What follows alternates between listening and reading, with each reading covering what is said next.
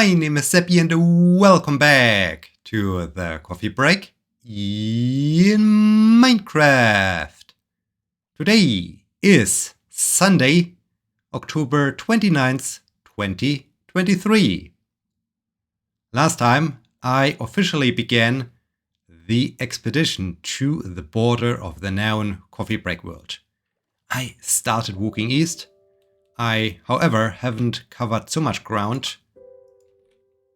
Yeah, we are still on the first map, but I'm quite sure that by the end of today's episode, I will have either reached the border of the known coffee break world or even stepped into the unknown. Well, that's cool. Let's break camp and continue east to the border of the known coffee break world. Super excited about this expedition.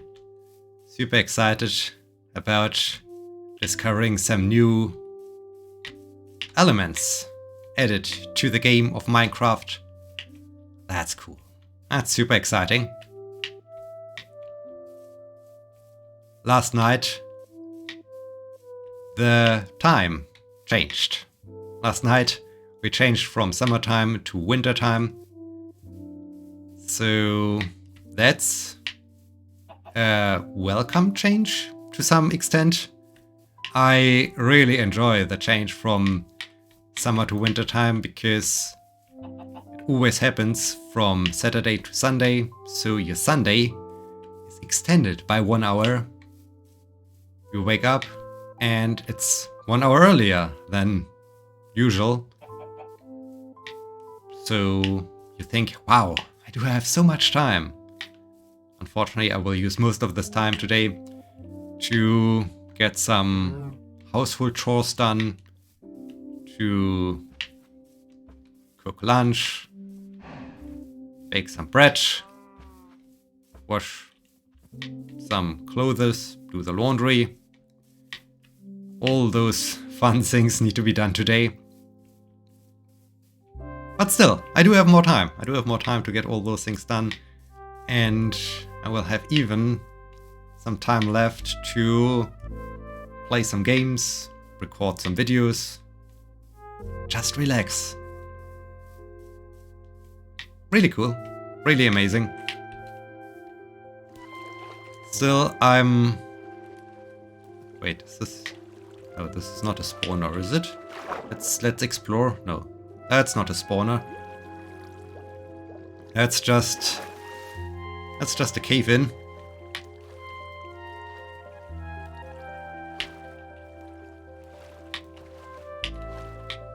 However, the change from winter to summertime is, well, a bit more annoying, and in general the entire, because then you lose 1 hour, and overall the entire situation of changing between winter and summertime is somewhat pointless. I mean, you're not really saving something. Sure, it gets brighter in the morning during the winter time, at least for a couple of days until it's dark again in the morning. And vice versa, in the summertime, the evening has more daylight. But in general, it's I don't know. I mean, it all depends on you. You alone are responsible for making the time when you have daylight count. If daylight would start at 3 a.m. and end at, I don't know, 5 p.m. or something strange like that, then get up at 3 a.m. No one says that you have to get up at 6 a.m. just because it's 6 a.m. or so. Yeah, so in this case, I don't know. I feel this entire change between the times is pointless.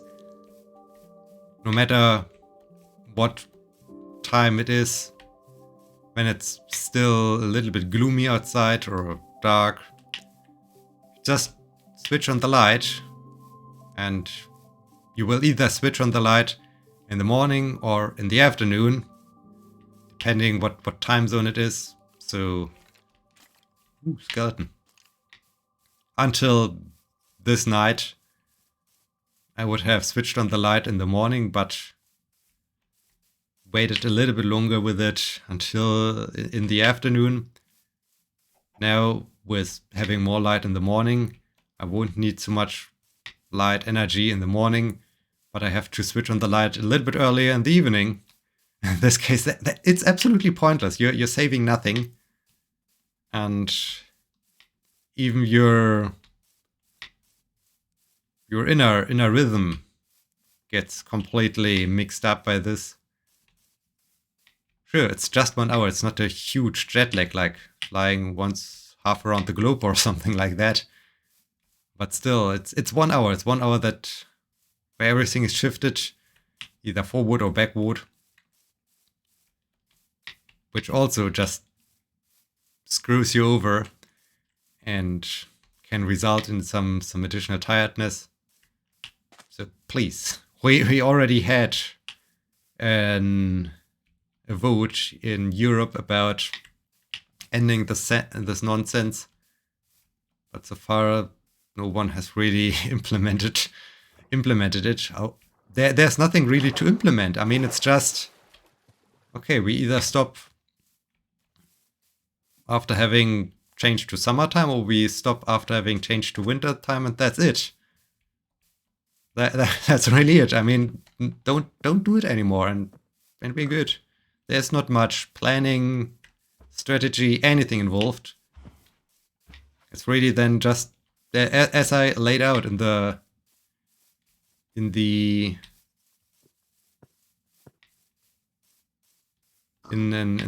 beginning of this episode. It's your personal responsibility to make the most of the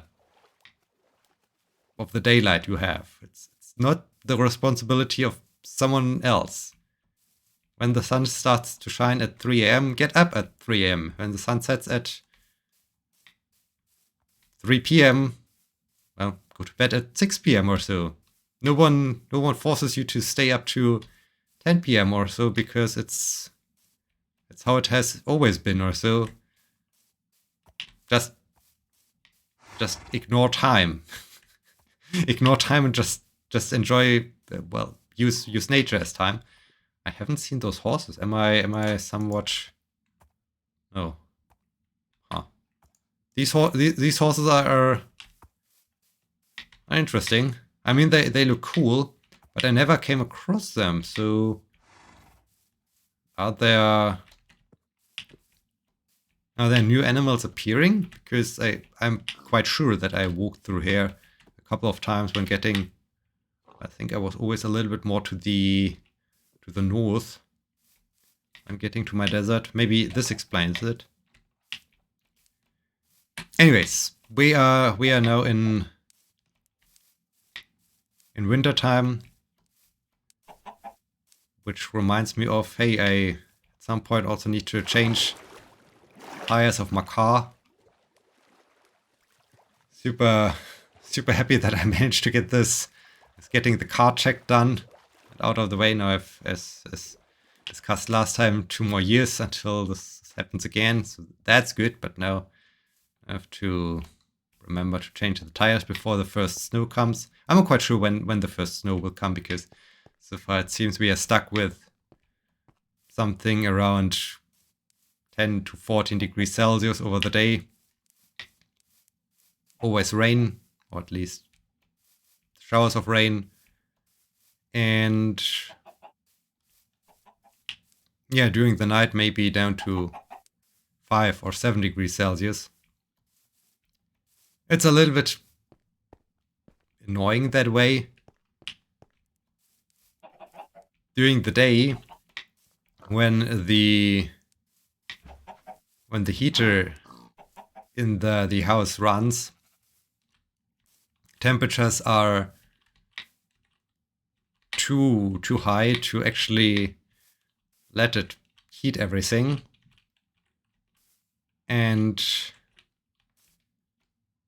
when it's cold enough, it's nighttime, and the heater shifts to night mode, sleep mode, whatever mode, where less heating is needed.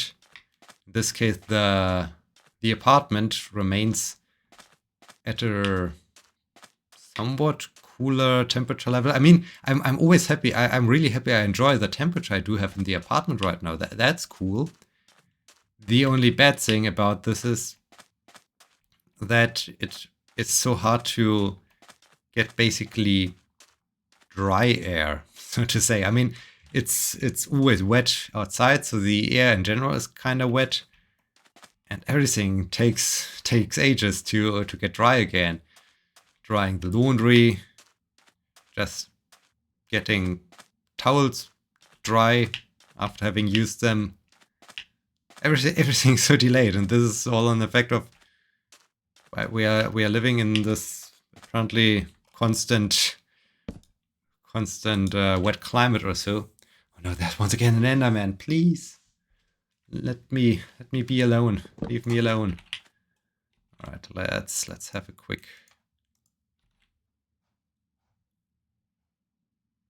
Why do I hear sounds? Is here a cave? Something going on in that cave? I mean, here for sure is a cave. There's even some coal. No, I think everything is all right.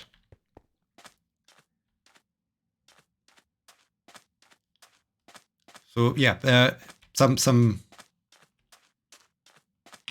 drier situation would be much appreciated right now. That would be cool. I don't need it really to be cooler that the heater's running. It would be just good if the rain would stop, but I'm not quite sure when the rain will ever stop. I think we really reached now rain season. So I need to cross the desert, and I need to basically... Okay, it will take some time until I leave this map and I step into the unknown.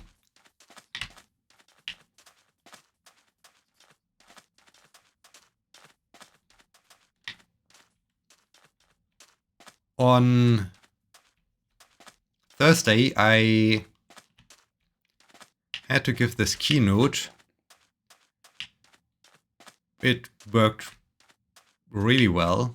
So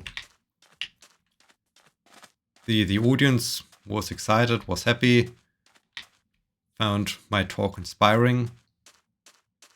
I'm always surprised how well my talks are received. I mean, sure, I plan, I create the slides in advance, but then I just tell a different story each time I basically present those slides. In this case, I'm always amazed how well it's perceived and accepted and perceived as being inspiring. I was kind of happy that I did not miss a train. I mean, on the way out to Nuremberg, I left early because I also wanted to get some few things organized in the city on the way to the train station. So there I had more than enough time. Even managed to catch a train earlier to get out there. I mean, I only got this earlier train, because this earlier train was delayed by 45 minutes, which is just insane. But I thought, okay, I could either wait here for, I don't know what this would have been, 20 minutes or so, or I could jump on the train that comes in Parrot. It comes in 9 minutes, so I decided, okay, I take the earlier train, which made things less hectic and so on. Got there well in time. We set up everything. Was interesting to talk to these people because the entire event was organized by a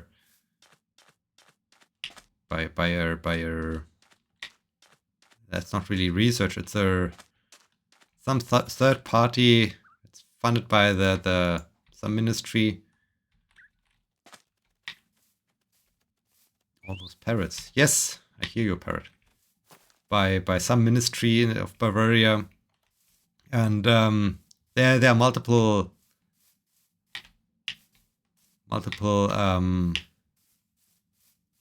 locations of that hub. It's called the Extended Reality Hub. What a cool name!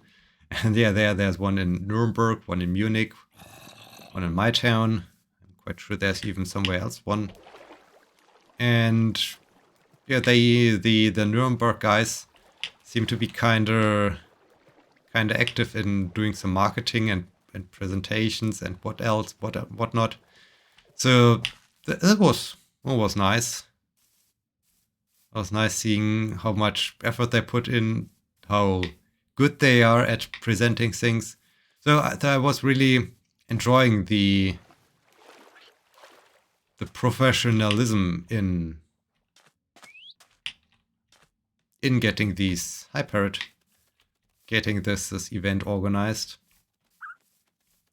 Well, then of course giving the keynote, was just talking and clicking forward with my slides, the usual stuff of giving a talk.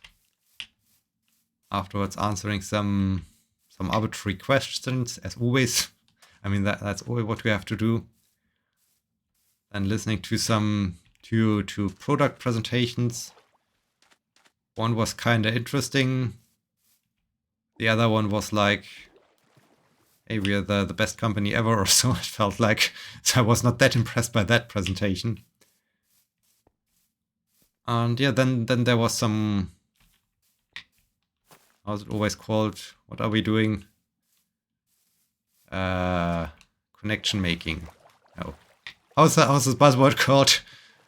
I always forget about it because networking. That's worked.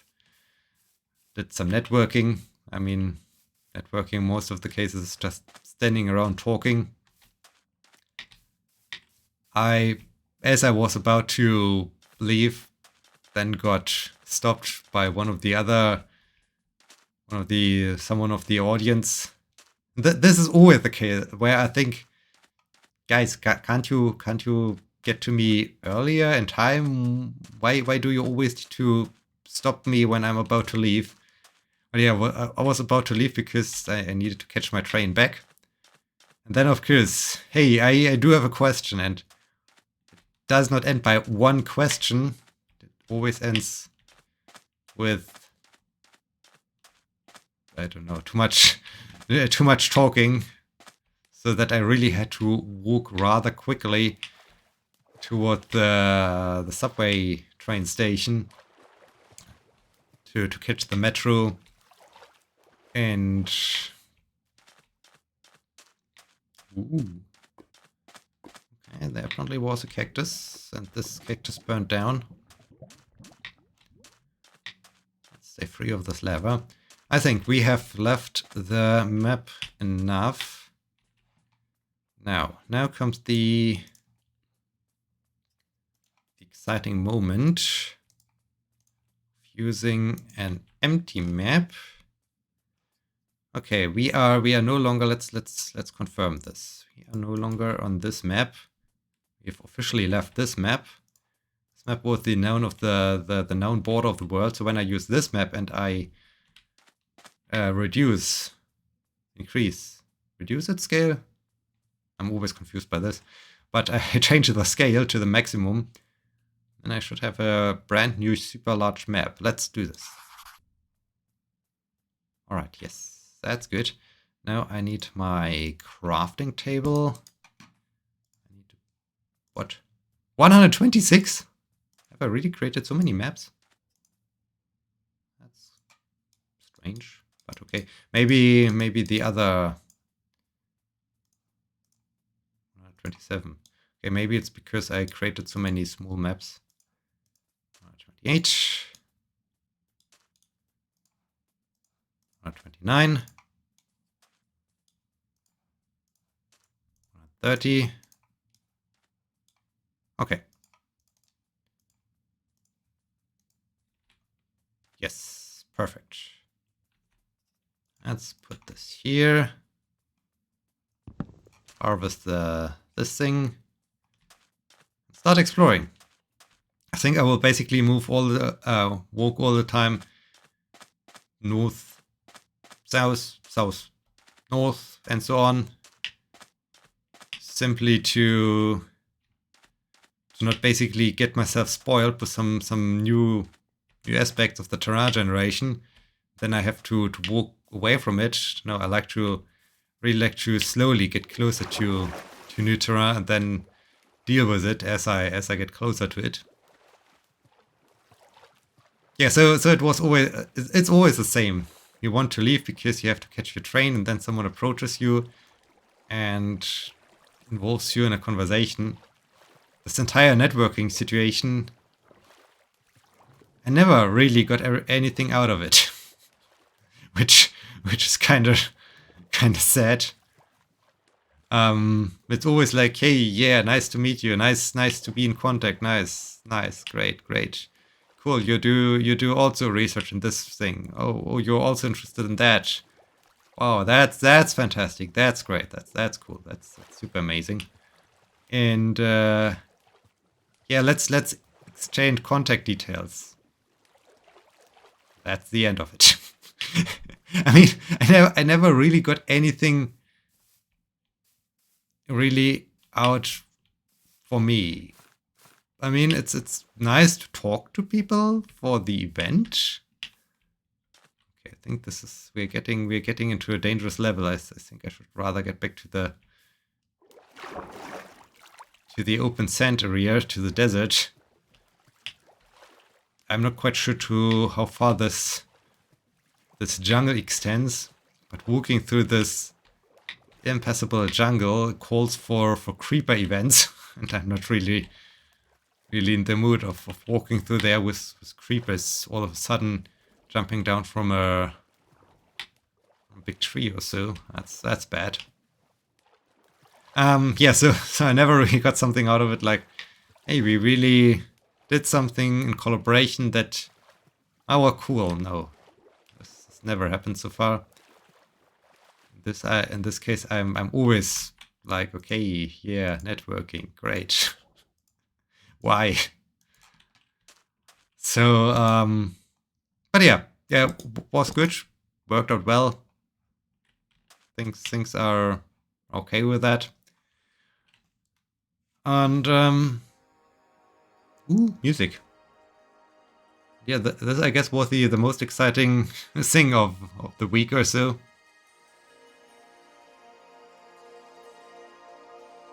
Yesterday was doing one of the ambulance shifts. The organization hosted some kind of little personal Oktoberfest situation. I'm also not so much into Oktoberfest situations. I mean, I don't drink beer. I only drink alcohol, if at all, during the Christmas season, so to say. So I don't... Oh, there's now a tray. Please don't drop into the lava. Oh dear. Soon we see llamas in flames. Why are you coming to me? That's my... Don't you dare to sleep in my bed. I hope that... Oh no. Is this guy sleeping in my bed? Oh. Okay, he's moving on. Yeah, I only drink alcohol in the off season of my training. So, and this is during the Christmas break. Also, not really enjoying this kind of music, and well, in general, I'm not a beer tent person. But it was cool because we were able to use to have a stop there for a lunch break, and yeah, but it was cool just to see all the other people. I mean, for just seeing the people and having a break there, this was super cool, but I'm not really someone who says, hey, you have to get there and stay there until the very end or so. But yeah, what was a nice Saturday. Llama, get out of my bed. And yeah, I guess with that, we are at the end of this episode. I hope you enjoyed this one, and I hope you are joining me next time on Wednesday. Until then, my name is Sebbi. See you!